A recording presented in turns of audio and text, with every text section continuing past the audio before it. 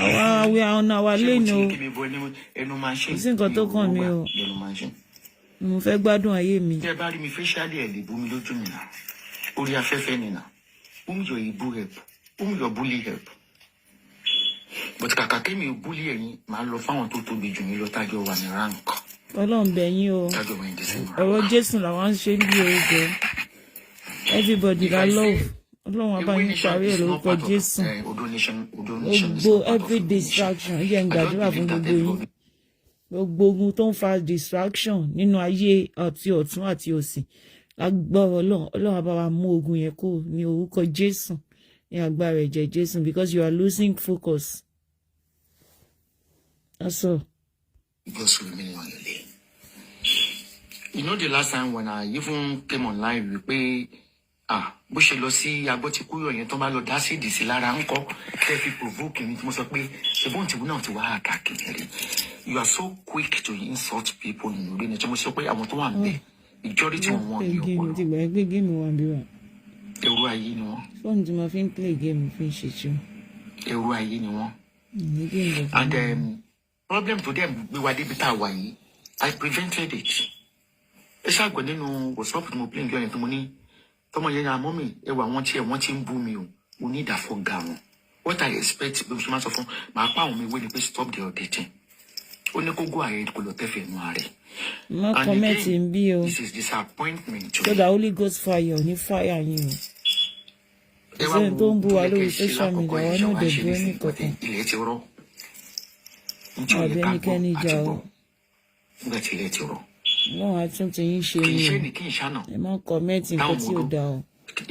Holy Ghost fire ni màá wọ́n sí yín omi ò ní sùn mọ́jú màá Holy Ghost fire sí yín ni. Ẹ̀ka wọn máa síkì ni. Comment you share. So I cannot worship my fans. Me hate anybody. Everybody mo love. See, I cannot worship my fans. That is why I don't beg. I didn't even that. Of course, when I first celebrate me, they can contribute. They always celebrate me. I'm not one celebrate. Esabod is always being celebrated. Ẹ jẹ́ ká má parọ́. Ṣé ti rí lórí social media yìí? Ó ti yé yín sìn. Anybody tó bá ṣe show. Anybody to just speak on social media on celebrate Esabod, forget it. Go and check. Nígbà tí Esabod ní gbogbo team, check everybody ní speaker Esabod. Go and check. Pẹ̀lú everybody bí ó ṣe ń ṣe speaker Esabod. Esabod is being celebrated worldwide. I'm telling you. I'm telling you. Ẹ máa wá àwọn tó máa lọ. Eko yẹn sìn nígbà yẹn Esabod bá fẹ́ ṣe birthday ẹni tí ò ní ìwé gan ó máa wá ọ̀nà láti débẹ̀ ẹni tí ò ní ìwé ó máa wá ọ̀nà láti lọ síbẹ̀ Esabod máa ń wà celebrated Jacob at pẹ̀lú bó ṣe tún dàgbà bí wọ́n máa ṣe rí báyìí àwọn èèyàn fẹ́ kú lé lórí àwọn èèyàn sì ń bọ̀ fún àwọn celebrate Esabod gan ó ní orí kíní yẹn náà joke about. Àfi bú anybody gbogbo yín ló ń celebrate yo. Ti yín sìn yo. Àwọn obìnrin kankan jà o. A kàn ní láti sọ yẹn nìkan ni o. Ti tán. Ẹ má ṣá lose focus. Ṣùgbọ́n I know 50% of Odo are from Iwe. Those are the people that are so quick to update. Majority of you joined Odo when I was in Ranko with Dorcas. With Lizzie. It's exciting, Mama. She updates. Support Lizzie. What I did in getting mo ṣe joke pẹ̀lú àlùjọ. To yin tí mo gbọ́ kó má bàa leak. Mo ṣe ní bẹ̀bẹ̀. Well, like we say to me mo gbogbo. Unfortunately, me need that fake profile. Let me tell you one thing. Tell me wo show you ti yin sìn. Àwọn ọmọ iṣẹ́ mi ló sọ fún mi. Anybody want to share analysis torí kò sí nǹkan tó kan anybody me. Let me know more people can go to lórí Facebook. Let me tell you one thing. When enemy wants to pull you guys down, that's not the time to fight. Telling you. Let me tell you one thing. Àgbájọwọ́ ló máa ń gbẹ́wù dé rí o. Ó ti yín sìn. because for a look of things, Esabod àti Nini Abike, Esabod àti Dorcas, wọ́n ti wà gone for so many years that people want them to pull down. This is not the time, I'm telling you the truth. They really want to pull you together apart. They have tried so many things. They have used they have used anything. But you guys did not fall for it. But why now? Why now? Why now? Why now? Ṣé n tẹ̀lé Dorcas? Ṣé káàtì ẹ̀ pé Esabod àgbàlagbà káàtì ẹ̀ fẹ́ wò dáadáa tá bá máa dájọ́. Ta ló fẹ́ dájọ́ fún Esabod? Kò sí. Kò sí ẹni tó máa dájọ́ fún. Because ẹ̀yin náà máa fẹ́ dàgbà. Ẹni tó bá fẹ́ dàgbà kò ní update fún owó Esabod àbí kó bu àbí kó type kó máa bu whatsoever tó bá ṣe. Níbo lẹ́yìn wà? Níbo lẹ wà? Ìtẹ̀ṣẹ̀ ń jọ nítorí kí lorúkọ giveaways. Ṣé ẹ mọ̀ pé ẹ fẹ́ bà nǹkan jẹ́ fún Dorcas ni? Ẹ fẹ́ bà nǹkan jẹ́ fún ni. Ọ̀tá tí Dorcas ní lórí social media wọ́n ready láti support Esabod just to bring Dorcas down. Inú yín máa dùn. Èdè lè jà fún Dorcas. Ẹ kàn fẹ́ bring wàhálà fún ni. Ọlọ́run bá ń gbọ́. This is not the time. I've seen everything on social media. I'm not interested. Ṣé rí mi kí n bọ́sta? Because in bá bọ́sta máa sọ̀rọ̀. That's why I'm not coming outside. I thought it's going to die down. Ó tún wá ń pọ̀ sí. Ẹ má comment ìwà àbúrò. Must you comment? Instead of you to comment, why can't you face the haters? Divert you to the haters. You don't know how to fight. Because they want you and me to fight, I'd rather fight the haters. I will divert that anger. Because that is not the time for me and you to fight. I'm telling you. Why does your mama update? Don't you know that the more you update for she fẹ́ kí gbogbo nǹkan bàjẹ́ tí gbogbo nǹkan bá bàjẹ́ nú yín máa dùn because like Dorcas, you don't like her and gbogbo yín ti sáré lọ mú another profile mi jáde profile mi ló update fún Esabod, not the real people that with Dorcas. You don't love Dorcas because every gbogbo nǹkan tó ń ṣẹlẹ̀ every àwọn hater tó ń bá Esabod àti Dorcas jà every nǹkan tí wọ́n ń ṣe lọ́wọ́lọ́wọ́ báyìí you can see Esabod ló yẹ kó wá máa attack ẹ sọ pé ẹ ń ṣe saga you don't have any IQ saga you don't know the meaning of saga ẹ ní meaning ẹ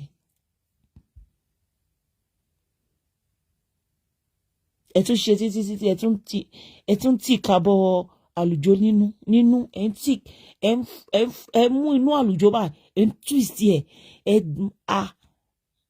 fẹ́ kó wá sọ̀rọ̀ are you gonna be happy? Any understand you? Ṣé mo ṣe sọ pé mi in anybody I have no followers so ó ti yé yín sìn I don't want followers I just want àbí kí lẹ máa ń kójọ àwọn èèyàn tẹ máa ń kójọ yẹn kí lẹ máa ń pè wọ́n I don't want it. I'm not interested in them. I don't want problem. I don't want anybody to go and comment in anybody's show. Gbèjà sọ pé òun gbèjà má gbèjà mi. Ọlọ́run ló ń gbèjà mi. Má gbèjà mi. Mo ṣe ní peace mo like ẹ.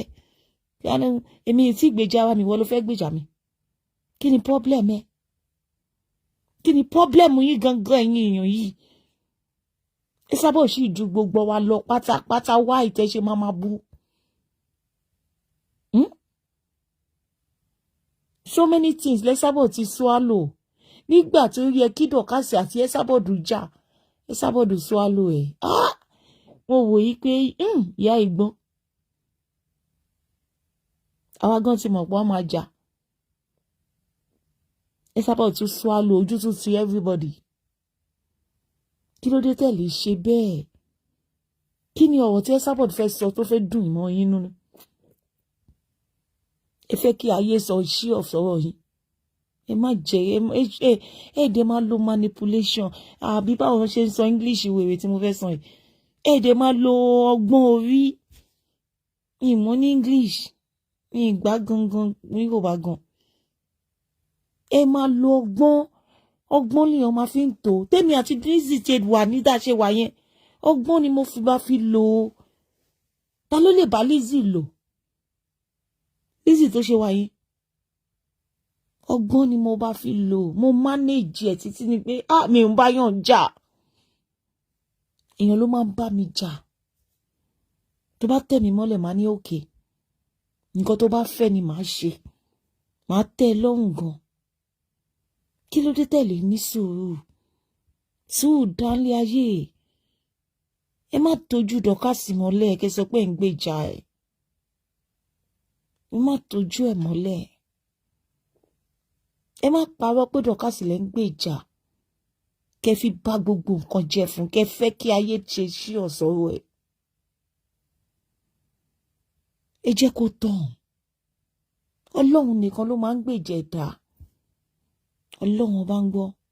Ẹ tún fẹ́ pín gbogbo àwọn tó lọ́ọ̀fù Dorcas látọ̀dọ̀ Esabod. Ẹ tún fẹ́ pín wọn dànù. Àbí? Ẹ fẹ́ pín wọn. Àbí? Torí owó tán fún yín yẹn ìmí ń jẹ́ lọ́sì. Àbí? Ẹ máa wà ókè. Ẹ máa wà ókè gidigidi ni o. Ẹ máa wà ókè. Tí ẹ máa lè fèsì ẹ̀. Tí Dorcas àti Esabod ṣe jọ wà yẹn tó ṣe jọ ń fèsì ẹni mi inú yín ò dùn.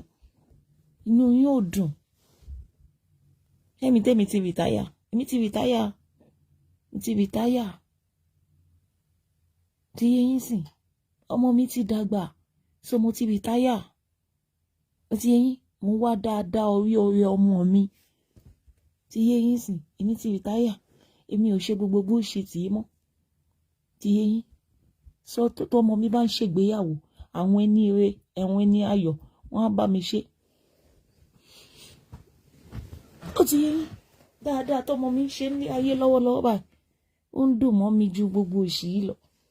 Kò sí èèyàn gidi kankan tó máa fẹ́ súnmọ́ yàn. Kò sí ẹni tó ṣẹ̀ mí bẹ́ẹ̀ mi ṣe wà yìí. Ọlọ́run ò ní jẹ́ kí èèyàn kankan ṣẹ̀ mí.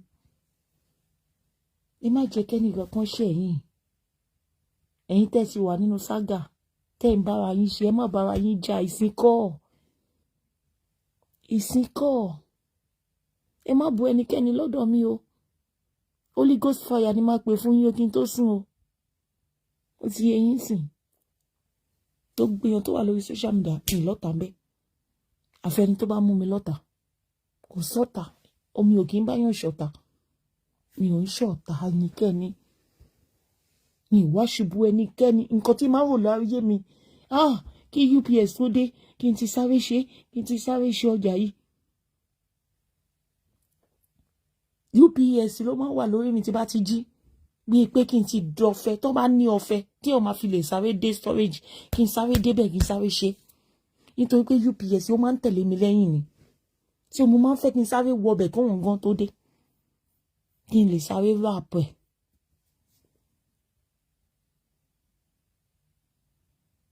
Ní ìráyè láti ro tẹnikẹ́ni láti má dà.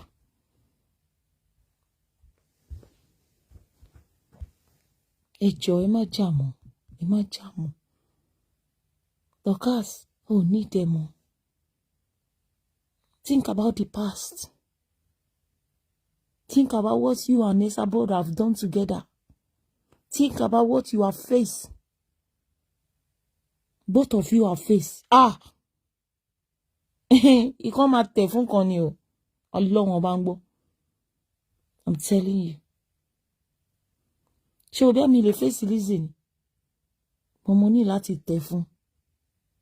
Ó like láti win. Ẹ jẹ́ kó win. Ṣọ́lọ́run ò gbèjà mi ni.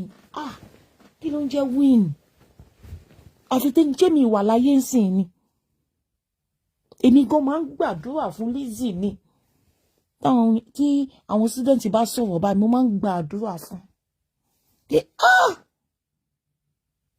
kí ló ṣẹlẹ̀ sọ́mọ yìí? Ẹ má jà mọ́, ẹ má jà. Kò sẹ́ni kankan tó lè win, Dorcas. Kò sí ẹni kankan tó lè win. Àfi ẹni tó bá fẹ̀mí ẹ̀ dì. Ẹni tó win ní láàrin yín sìn, Yeti, ó ti win. Ibo lẹ gbé lọ́sìn? Ẹsẹ̀ mẹ́fà. Nǹkan tó ń jẹ́ pé win nìyẹn. Ta ló fẹ́ lọ sí ẹsẹ̀ mẹ́fà? Kò sẹ́ni tó máa nawọ́ sókè. Kò sí. Tóun fẹ́ ṣetán láti lọ. Àwọn tó win nìyẹn. Ṣé lọ́jọ́ tèmi wọn máa fi kú? Wọn máa sọ yí pé Yeti ti kú. Wọ́n tún mọ̀ kí ẹ ni. Wọ́n mọ̀ àwọn tọ́jọ́ ṣe papọ̀ wọ́n mọ̀ kí ẹ. Má jẹ́ káyé ṣe sí ọ̀sán wọn. Forget. Let it go. Don't look at this video. Tẹ́lẹ̀ sábà sì ṣe. Just look at the good things that you guys have done together. Please. Let it go. Ani na me o sọ ti mama ni mi lè sọ. Ti eyín sìn torí àgbàlagbà ni. Àṣà ni wo Esabod ní ìyá. Torí mi ò tiẹ̀ ní ìyá. Àṣà ni wo Esabod ní ìyá. Ká fọ́gi mọ́ lórí. Ẹ jẹ́ ká fi ṣoṣùn ká fi pa wá ní. Dorcas. Ẹni sì tẹ́ Esabod bá ṣe gbogbo ẹ̀yin tẹ́ ń tẹ̀lé pátápátá. Ẹ má fi ṣoṣùn ẹ má fi pa wá ní o. Torí ọmọ aráyò ní rídìí yín. Ẹ fi ṣoṣùn ẹ fi pa wá ní. Kí lẹ fẹ́ ṣe sága fún? Facebook kò fún wọn olówó mọ́. Ṣé pé máa ṣe ṣòtàn bí $4 lẹ́ máa rí? Ó ní fẹ́ ṣe sága. Má dé kan tó ẹ̀ Dorcas o.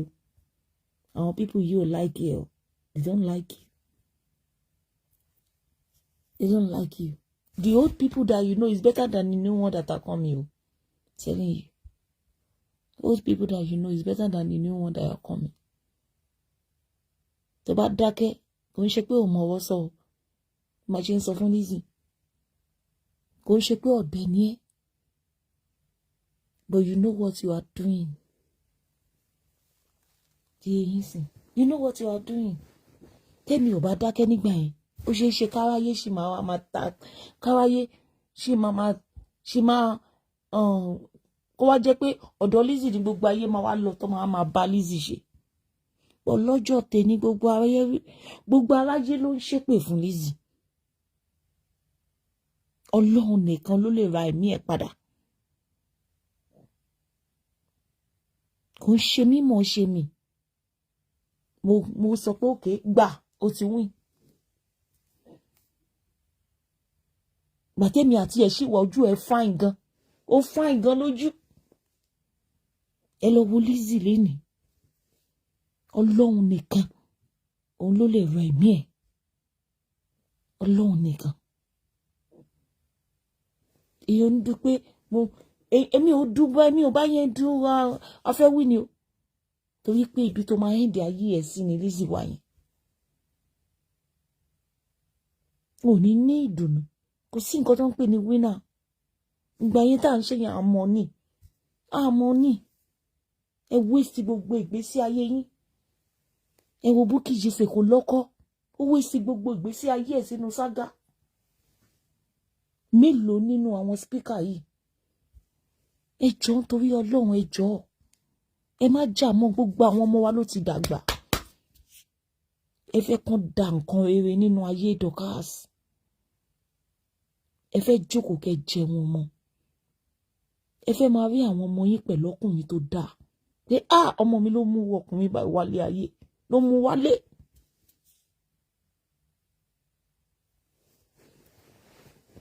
Ẹ má jà mọ́. Èpè tí àwọn haters ń ṣe kò tó ni. Ẹ má tún wá jà ń sẹ́ tó máa fún wa yín lépè. Ẹ má jà. Ẹ gbé winner fẹ́ni tó bá fẹ́ win. Kí ló wà ń bẹ̀? Kò ń ṣe pé ọ̀lẹ ni ẹ̀. Kò sí ẹni tí ò wá bá mi nínú WhatsApp. Mo ń blọ́ọ̀kì gbogbo wọn ni. Ọlọ́run ló fi ṣẹlẹ́rìí. Mo blọ́ọ̀kì gbogbo wọn ni. Kọ́ lọ mú ọmọ wọn. Kọ́ lọ mú jáde fún Lizzy. Mi ò ṣe mọ́. Ẹ fi Lizzy lẹ̀ kó yàn mí jẹ. Mi ò kí ẹ̀. mo kí ẹ Ọlọ́run ọba nìkan ló máa ń sọ ẹ̀sọ́ fún ẹ̀dá mo kí ẹ.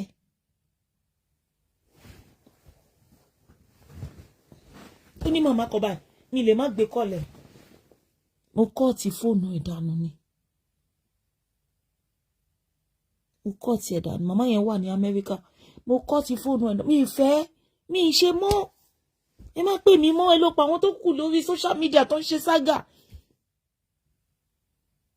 tí màmá yẹn bá fún mi ní tó bá fún mi ní star bá owó ńlá ní Facebook máa fún mi mi ìfẹ́ gbé star yìí lọ sáwọn tó ń ṣe ságà mi ìfẹ́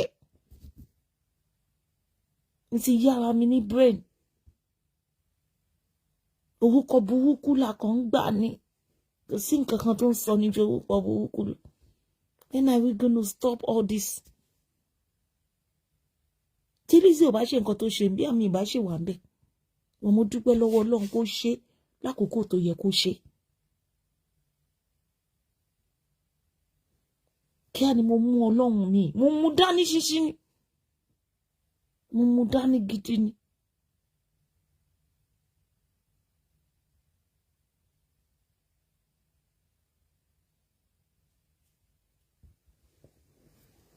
mo mú dání gidi ni tí Pastor Jerry bá ń sọ̀rọ̀ Bible bá máa screenshot ẹni á ti ká o máa tún ká ìṣe tí mo fi wọ́ sórí social media máa tún ká ibẹ̀ máa gbàgbé sùn lọ máa tún Bible yẹn ká tún ká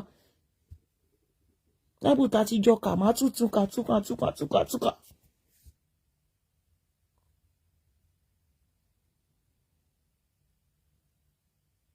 Níbi àní o tún gbàdúrà ni wọ́n mi fẹ́ lọ sórí Facebook yìí ní jàre jẹ́ ń fi àdúrà tí kíní yẹn kúrò lọ́kàn mi. Fídíò tí mo ti wò láàárọ̀ tí mo ti join live láàárọ̀ máa tún wò máa ṣiṣẹ́ ní storage bá máa wò tó bá ti wọ̀ mí lára bá mi ò ní tán live chat.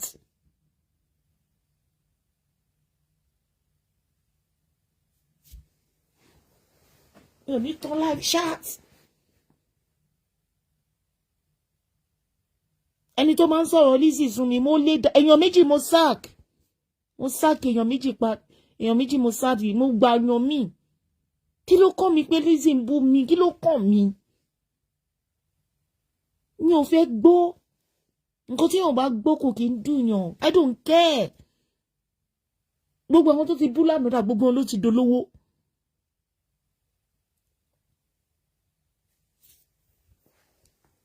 ẹ má jà mọ́ wọn tẹ́lẹ̀tẹ́lẹ̀ la sọ pé ìkọ̀kọ̀kan gbọ́dọ̀ kú nínú yín Yétì ti kú ẹ má sọ di òkú àkúfà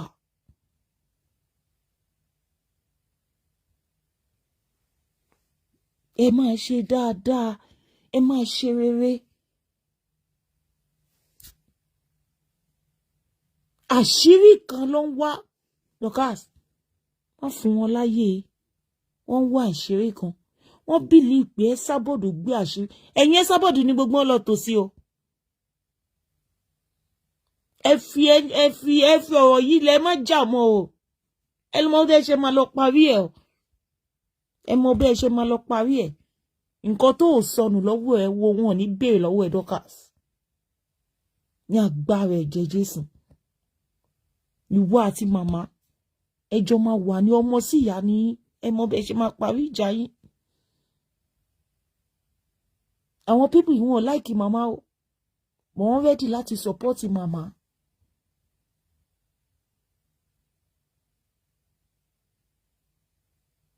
Show tí mi ṣe ń sìn wọ́n á twist ẹ̀ èmi ò kí ẹ̀ mi ò ráyè gbogbo òṣì yẹn mọ́.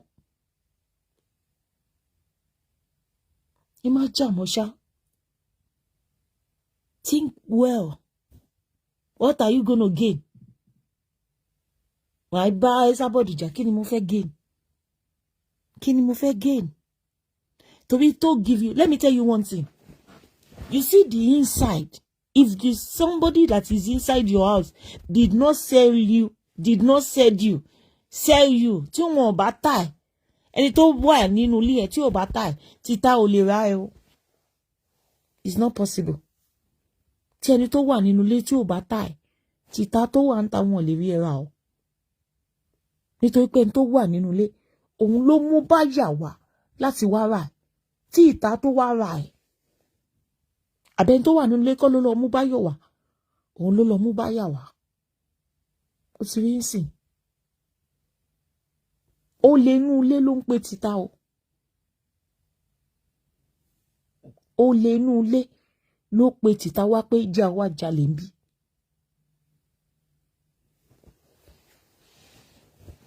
Èmi ò mọ̀ bí máa ṣe tútù sílẹ̀ o bí mo ṣe lè sọ nìyẹn o ẹ ronú dáadáa ẹni tó fẹ́ gbàbọ̀dé láàrin yín ẹ fish out kẹ lè jìnnà rere ẹ lè jìnnà. Ìgbà kan wà ìgbà tí máa ń bẹ́ Esabod ṣe ó ní ẹnìkan tó wà lọ́dọ̀ àwọn Àbíkẹ́ á gbọ́ àwọn Àbíkẹ́ wá á gbé wá sọ́dọ̀ àwọn Esabod á gbé ti àwọn Esabod á gbé lọ sọ́dọ̀ àwọn Àbíkẹ́ títí dọ̀la kò mọ̀ pé mi ni mo gbé ojú òun síta.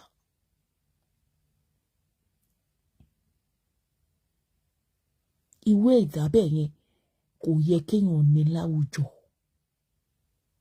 ìwé ìdábẹ́ yẹn èèyàn gbọ́dọ̀ ní lẹ́gbẹ̀ẹ́ ènìyàn àwọn ẹ̀dá tó máa ń pa ènìyàn dànù nìyẹn ó máa rò bí ó ń ṣe ẹni favour ni kò ṣe ẹni favour kankan ó ń balẹ̀ ayé ẹ̀ jẹ́ ni torí kò sí story kankan tó máa gbé fún ẹ ju story àbí apànìyàn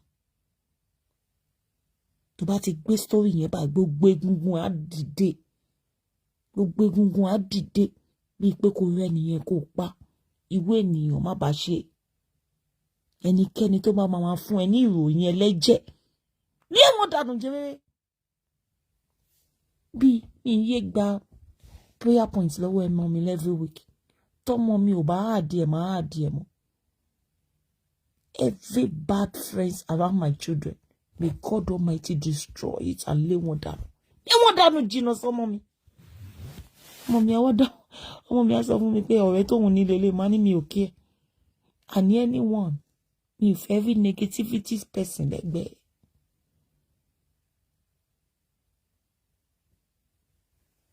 Màá kọ́ sára prayer point yẹn ni tí ò bá kọ́ sí màá kọ́ sí ẹ lé wọn dànù èèyàn tó máa sọ tiẹ̀ tó máa sọ tẹ Esabod fún ẹ láìda tó máa sọ tiẹ̀ láìda fún Esabod ẹ lé dànù jìnnà ẹni òṣì ni ẹni ègbé ẹni àdánù ni tó tí mo sọ fún Lizzy gbà ènìyàn àti ó misbehave ó ń ṣe bákan a wá gbọ́wọ́ wá fún wa ní ẹ wọ́n sọ pé mo sọ báyìí mo dé mi wọ́n ṣe fún voice note àwọn tó sọ pé mo sọ báyìí wọ́n ṣe fún voice note má gbọ́rọ̀ àwọn people yìí wọ́n fẹ́ da àjà sílẹ̀ láàrin mi àti ẹni kí wọ́n ta bá jà ọ́ má ṣe bá tó bá fẹ́ bá mi jà mi níbẹ̀ jà ọ́ because mi ní lẹ́mìí láti lè kọ́kọ́ attack Lizzy tó possible impossible ni kò ń ṣẹni téèyàn hate láti bẹ̀rẹ̀ èèyàn téèyàn like ni so kò possible kéèyàn sáré attack when truly you love each other you not attack each other. Ẹ má máa fi social media bára yín ṣeré ẹ fi true love kẹ́ fi bára yín ṣe love each other dearly forget about anything tẹ́ni bàbá sọ don't fight each other dirty anymore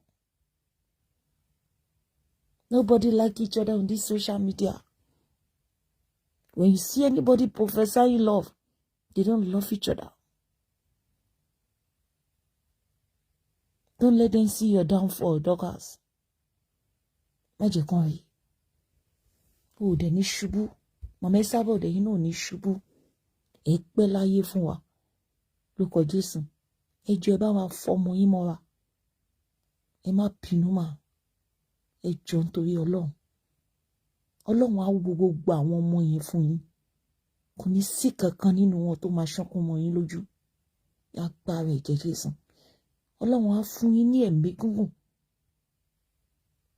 long life and prosperity níjọ́ tí àwọn ọmọ student sọ ni mo fi gba àdúrà fún yín because ẹ ti ní owó kò sí nǹkan tó kù tí Ọlọ́run máa bá mi fún yín òun ni long life àti prosperity in the mighty name of Jesus. And the Lord Almighty will satisfy you. Tókunbọ̀. The Lord will satisfy you with long life and prosperity in the mighty name of Jesus. And so shall it be.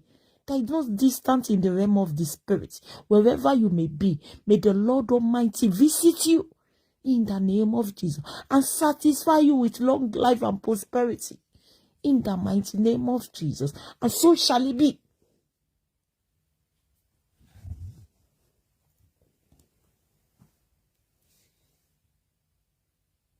Yeah. DKY, no love.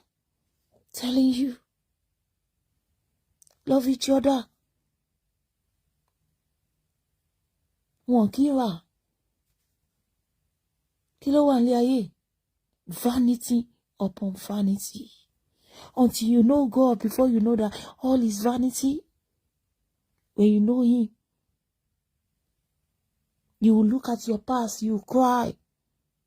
But why you? Why you don't know Christ at that time? Know Christ and know that all is vanity. You can't love someone and say, "Quick, any ku alone." Or you call me. Just listen, shake with our mom. Or you call me. Àwọn ọmọ tó máa ń bá sọ̀rọ̀ kò tiẹ̀ sí nǹkan tó dùn mí jù pé ó máa ń bọ́ ọmọ mi sọ̀rọ̀. Oyin kọ́ mi ni oyin kọ́ mi jọjọjọjọ. The next thing mo ṣe mo lọ da omi sórí mi. Èmi àti ẹ̀dẹ̀ ń sunkún nígbà tó bí ọmọ ẹ̀ tó fún fídíò ohun mi. Mo ń ké ni àjọ ń ké ni. Báwo ló ṣe rí báyìí? Mo ń sunkún ni. No. Me will ever forget. Our voice note kan wà. Tẹ́ pé tí bá charger, tí bá mo palẹ̀ mọ́ fóònù yẹn sílẹ̀ kò ní because mo máa ń jẹ́ kí inú máa bí mi gan. Pẹ̀lú bí mo ṣe mọ Christ tí bá gbọ́ voice note inú máa ń run mí.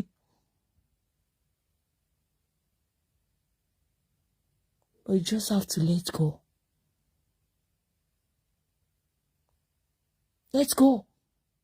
Nobody love each other. Dorcas, you know on this social media. They can only love you because of your money. Because of giveaway. You know yourself. Don't let anybody. Jackie wati mamaja. Anybody to bá fún any feedback ìkorò kankan. As in feedback ìburúkú. Lé ẹni yẹn dànù. If you don't love Mama Esabod, you go. Go away from my team. If you don't love Mama Esabod, go away. You will see them, they will go away. Because someone telling you. Do you know how many people are blocked? You will see my followers. Don't drop on me. I'm blocking them. I'm not interested. Some people will still bring them on my WhatsApp. I'll block it. I'm not interested. What is my business? Tó bá jẹ́ pé show tí Lizzy ń ṣe yẹn ló máa mú inú ẹ̀ dùn. Ẹ jẹ́ kó ṣe. Kí inú ẹ̀ lè dùn. Ẹ fi sílẹ̀ kó ṣe. Why will I stop her? Stop her for what? Ẹni tí yàn ti fọ̀rọ̀ Ọlọ́run bọ́, tí yàn ti forin Ọlọ́run bọ́, tí yàn ti fi wàásù Ọlọ́run bọ́, tó dẹ̀ lóhun ò jáwọ́, ẹ fi sílẹ̀. Show yẹn ló múnú ẹ̀ dùn, ẹ jẹ́ kó ṣe.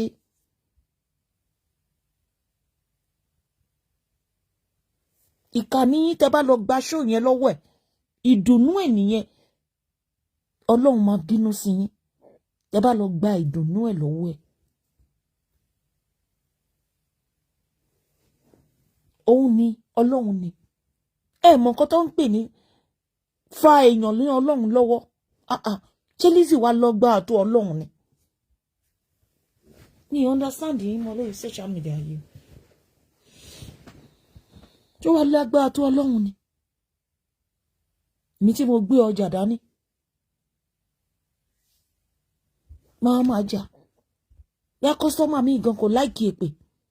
àwa gbọ́ pé òun ṣépè ṣé kò ní lọ ra gàrí ń bò mí èmi ò dẹ̀ fẹ́ kó rí bẹ́ẹ̀ èmi ò lè jẹ́ kémi àti Lizzy bí bákan náà etí mo ní ọmọ tó sì ń gbowó lọ́wọ́ mi ó ti yé yín sí mo ṣe fún Máyọ̀wá níjọ́ Valentine òun àti ọ̀rẹ́ mo ṣe fún wọn ní £70 tó fi lọ ṣe va òun àtọ̀rẹ́ ọmọ school obìnrin tó fi lọ ṣe va ẹ rí pé mo ṣì lọ́mọ tí mò ń fún lówó èmi àti Lizzy àlejẹkọ náà èmi mo máa sanwó lẹ́sìn tíṣà mẹ́ta èmi àti Lizzy ò lè jẹ́ kọ̀nà mo ní pop no mo ní bùkátà tó pọ̀ gan lórí mi mo ṣe jẹ́ ọmọ kékeré tó yìí mo ní bùkátà tó pọ̀ lórí mi tí mò ń bọ́ iye tó gbọ́dọ̀ wọ inú ilé mi òun ni mo gbọ́dọ̀ máa sáré ẹ̀ ọ̀rọ̀ tí ò dowó fún mi tí ò dá nǹkan kan yẹn máa jókòó máa fèsì sí Ọlọ́run ò ní jẹ́ kò dẹ̀ ń ṣe pé every August tó bá yẹ pé every August èjì yẹn ń dínkù ni kò bá dáa bó ń increase sí ló ti o ẹ má bínú fọlọ́n bẹ̀yìn shall be well with you ti eyín sìn ẹ má jà mọ́ ẹ wá gbọ́ wàásù Ọlọ́run 7 o'clock Nigerian time la máa ń bẹ̀rẹ̀ just for 1 hour and you will see the evidence of God in your life. Ti eyín sìn lọ́dọ̀ Pastor Jerry ẹ máa bọ̀ ń bẹ̀ bí ọ̀rọ̀ Ọlọ́run á yí yín lọ́kàn padà. That man is doing great. Eré ni mo fi bẹ̀rẹ̀. Ó ń yí èèyàn lọ́kàn padà. Àfi tí wọ tí ọkùnrin tó ti sọ wípé ibi nìkan ló fẹ́ máa ṣe láyé ẹ̀ ló máa dé orí platform yẹn lọ Ọlọ́run ò ní arrest ẹ̀ Ọlọ́run á arrest ẹ̀ ni tó bá tiẹ̀ torí Ọlọ́run ṣe ò ṣe torí àwọn ọmọ ẹ̀ ṣe àwọn ọmọ tọ́lọ́run fún ẹ ò ṣe torí wọn ṣe pé torí ọ̀la àwọn.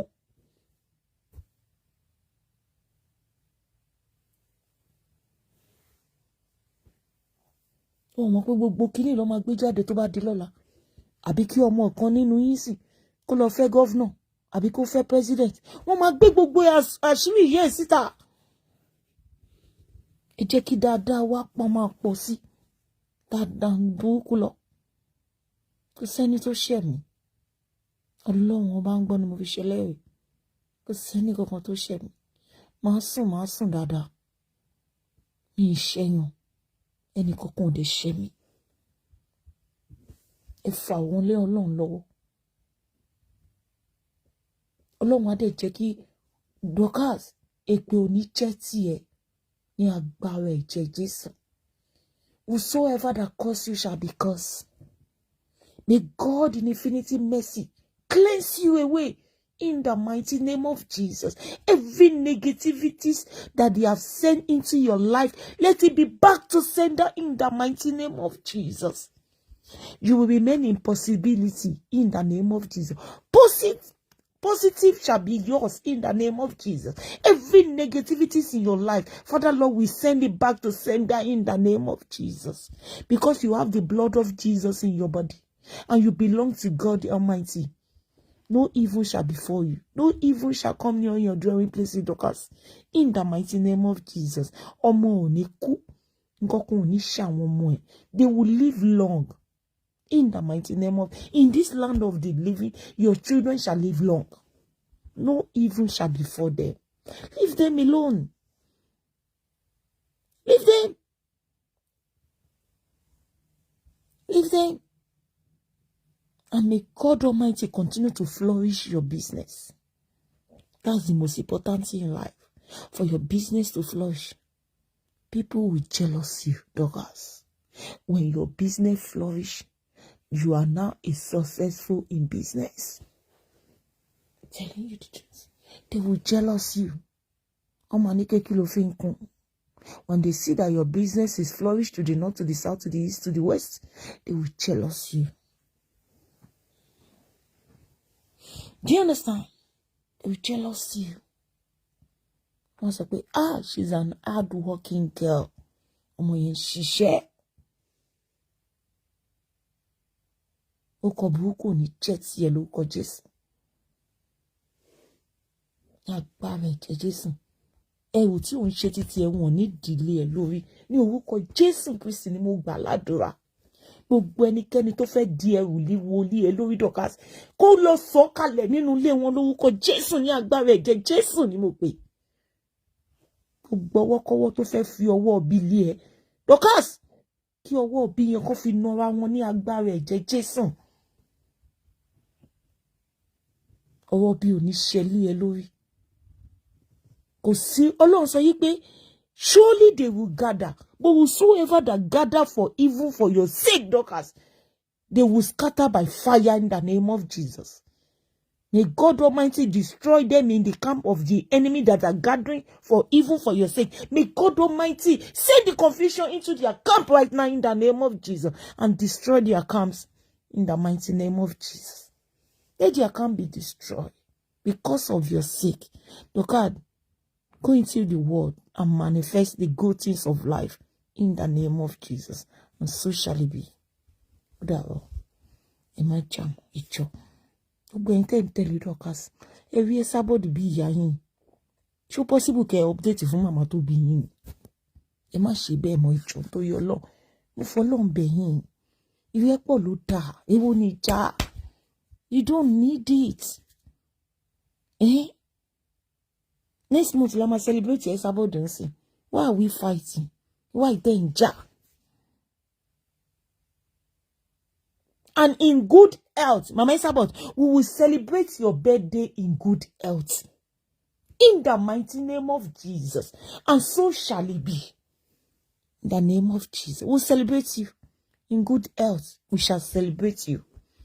And in sound mind. In the mighty name of Jesus.